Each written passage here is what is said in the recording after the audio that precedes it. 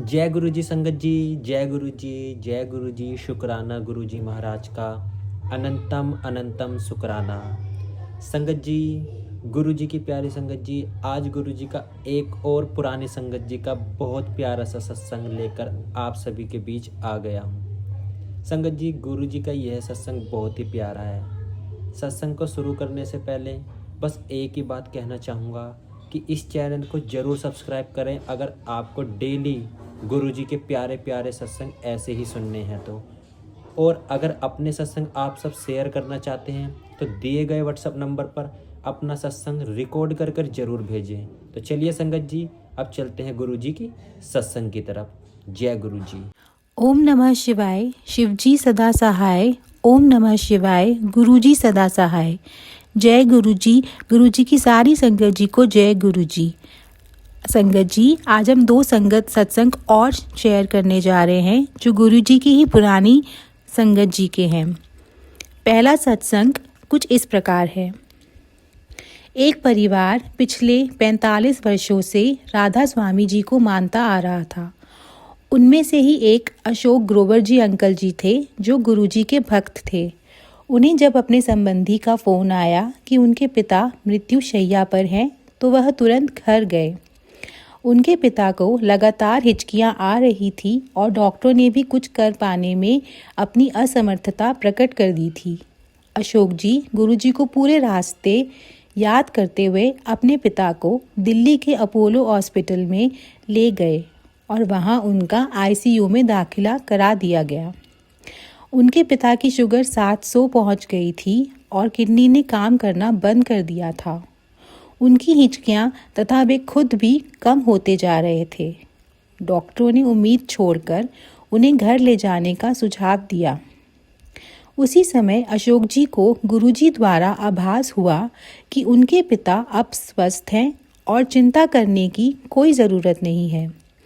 अशोक जी को एक ज़रूरी काम से जाना था, इसलिए वह गुरुजी की आज्ञा अनुसार बिना किसी सेवक के अपने पिता को अस्पताल में छोड़कर चले गए।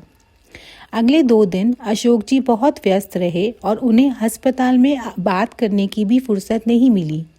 जब वह वापस आए तो उन्होंने अपने पिता को रोते हुए देखा। उनके मन में ख्याल आया कि उनके पिता उन्हें अकेला छोड़ने की वजह से दुखी थे, पर उन्हें आश्चर्य तब हुआ जब उनके पिता ने पूछा कि क्या वह गुरुजी के पास गए थे। उनके पिता ने बताया कि कैसे अशोक जी के जाते ही उनके पिता को गुरुजी की सुगंध द्वारा उनकी मौजूदगी का एहसास हुआ था। गुरुजी ने कहा, होर वही राधा स्वामी व्या की हाल ने तेरा। पिता ने कहा कि उन्होंने बाबा जी राधा स्वामियों के जो प्रधान हैं उनसे अपने को बचाने के लिए प्रार्थना की थी, पर गुरुजी ने आकर उनकी रक्षा की। गुरुजी ने उन्हें दोबारा जांच करवाने की सलाह दी। वह कार्यवाही 2 दिन तक चली। उस दौरान उनके पिता को गुरुजी की सुगंध आती रही। परिणाम आते ही डॉक्टरों को विश्वास नहीं हुआ और वे अपने परीक्षणों पर ही संदेह करने लगे। उनके अनुसार उनके पिता को कोई रोग ही नहीं था। उन्होंने एक इंसुलिन इंजेक्शन की सलाह दी थी, पर अशोक जी के पिता ने मना करते हुए कहा कि अब उन्हें दवाइयों पर विश्वास नहीं रहा। अब सबसे बड़े डॉक्टर गुरुजी की अनुमति से ही वे इलाज कराएंगे। 1 हफ्ते बाद अशोक जी के पिता गुरुजी के पास आए तो गुरुजी ने फिर वही शब्द कहे, होर वाई राधा स्वामी व्या की हाल ने तेरा। फिर गुरुजी ने उन्हें बताया कि उन्होंने उन्हें नई जिंदगी दी थी। ये देखकर गुरुजी ने कैसे परिवार के मुखिया की रक्षा करी थी। परिवार के सभी सदस्य ने गुरुजी के पास आना शुरू कर दिया और ये अनुभव किया कि वह साक्षात भगवान की पनाह में ही है। गुरुजी ने एक बार अशोक जी को आदेश दिया कि वह अपना कारखाना बंद कर दें, यंत्र औजार आदि सब कुछ बेच दें। अशोक जी को पता था कि गुरुजी के इस आदेश का पालन करना ही होगा। अगले 15 दिन अशोक जी इसी में व्यस्त रहे। मशीनें खरीदे हुए दामों पर बिकी और बाकी का सारा सामान भी बिना किसी नुकसान पर बिका। किसी को समझ में नहीं आया कि गुरुजी ने अपने भक्त को अपना व्यापार बंद करने का आदेश क्यों दिया। 3 हफ्ते बाद वह व्यापार पुराना घोषित कर दिया गया और कई लोगों को भारी नुकसान उठाना पड़ा। पर अशोक जी बच गए थे। उन्हें खुद परमात्मा ने बचाया था। गुरुजी के आदेश का पालन करने में सदा लाभ ही रहेगा, क्योंकि ये कभी अपने भक्त के लिए अतिरिक्त कुछ नहीं करेंगे। गुरुजी ने अशोक जी की 10 वर्षीय पुत्री को पर भी अपनी मेहर दिखाई। एक दिन अशोक जी की 10 वर्षीय पुत्री गुरुजी के दर्शन करना चाह रही थी। अशोक जी ने खुद बड़े मंदिर के आयोजन में व्यस्तता होने के कारण एक भक्त को अपनी बेटी को बड़े मंदिर लाने का निवेदन किया। वह बड़े मंदिर आई, पर एम्पायर एस्टेट जाने की भी जिद करती रही, जहां गुरुजी विराजमान थे। उसे वहां ले जाने वाला कोई नहीं मिला। पूरी रात वह रोकर गुरुजी से उनके दर्शन के लिए प्रार्थना करती रही। अगले दिन सुबह आश्चर्यचकित रह गए जब गुरुजी स्वयं बड़े मंदिर पहुंचे। तब अशोक जी ने उन्हें बताया कि उनकी बेटी रात को उन्हें याद कर रही थी। गुरुजी मुस्कुराकर बोले कि इसी कारण से वे उससे मिलने आए थे। गुरुजी की कृपा से उनकी बेटी अपनी कक्षा में प्रथम आई और तब से सदा एक प्रतिभाशाली बच्ची रही है। यहीं पर अशोक ग्रोवर जी का सत्संग समाप्त होता है। जय गुरुजी, शुक्राना गुरुजी। अब संगत जी, हम आपके साथ एक और सत्संग शेयर करने जा रहे हैं जो गुरुजी की दूसरी प्यारी और पुरानी संगत जी का है। संगत जी का नाम है रूपा वधावन। आंटी जी कहते हैं, मुझे कुछ मित्रों और परिवार के सदस्यों से गुरुजी के बारे में पता चला, पर मैंने कभी भी उनसे मिलने की कोशिश नहीं की। मेरे विचार में जब गुरुजी की इच्छा हो तभी हम उनको जान सकते हैं। फिर ऐसा हुआ कि हमारे परिवार के एक सदस्य ने हमें एक ईमेल भेजा, ये बताते हुए कि उनका सत्संग गुरुजी की वेबसाइट पर डाला गया था।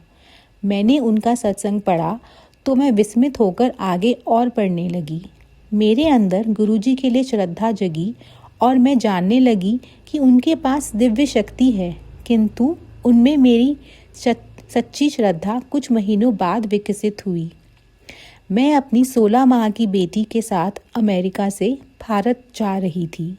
मेरी बेटी पहली बार हवाई जहाज़ में सफ़र कर रही थी और 16 घंटों की उड़ान के बारे में सोचकर मैं घबरा रही थी।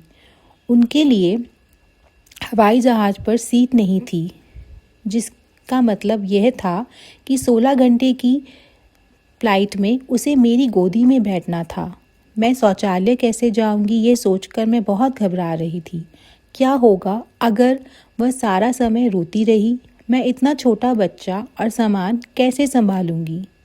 फ्लाइट पर चढ़ने से पहले मैंने कर्मचारियों से हवाई जहाज़ में कोई सीट खाली होने के बारे में पूछा ताकि मेरी बेटी को भी सीट मिल जाए, पर उन्होंने कहा कि फ़्लाइट पूरी भरी होने के कारण कोई सीट खाली नहीं थी। इसमें कोई हैरानी वाली बात भी नहीं थी, क्योंकि इससे पहले जब मैंने एयरलाइन में फ़ोन करके पूछा था तो मुझे यही जवाब मिला था।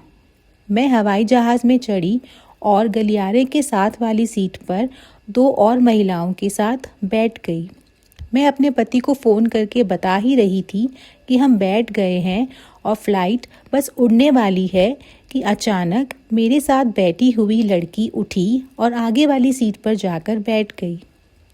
वह सब फ़्लाइट अटेंडेंट को बिना कुछ मेरे बोले और इतना जल्दी हुआ कि मुझे कुछ पता ही नहीं चला कि कैसे हुआ। जब सारी फ़्लाइट भरी हुई थी और एक भी सीट खाली नहीं थी तो ये सीट खाली कैसे हो गई? ये गुरुजी का ही आशीर्वाद था। उनकी दृष्टि हम पर थी। यह बताने की आवश्यकता नहीं है कि भारत में वापस जाते समय भी मुझे 7 वाली सीट खाली मिली। मेरी बेटी की भारत की पहली यात्रा पर गुरुजी ने मुझे और मेरी बेटी को आशीर्वाद दिया। एक और घटना घटी जब मेरी कंपनी का कंप्यूटर मुझे एक एरर मैसेज दे रहा था। काम पर मैं समाचार संबंधित वेबसाइट देख रही थी, जिसके कारण इंटरनेट द्वारा कंप्यूटर में वायरस आ गया। मेरे कंप्यूटर ने काम करना बंद कर दिया और मैं बहुत डर गई, क्योंकि अब मुझे हेल्प डेस्क की सहायता लेनी पड़ती। ऐसा करने पर उन्हें पता चल जाता कि मैं इंटरनेट पर थी, जो कंपनी के नियमों के विरुद्ध था, और इस बात पर मेरी नौकरी भी जा सकती थी। कंप्यूटर बंद करके मैं घर चली गई। मैंने यही सोचा कि हो सकता है कि अगले दिन तक वायरस चला जाए। अगले दिन जब मैं काम पर गई तो वायरस अभी भी था। अब मैं बहुत डरी हुई थी। मैंने एक बार फिर कंप्यूटर बंद किया, पर इससे कुछ नहीं हुआ।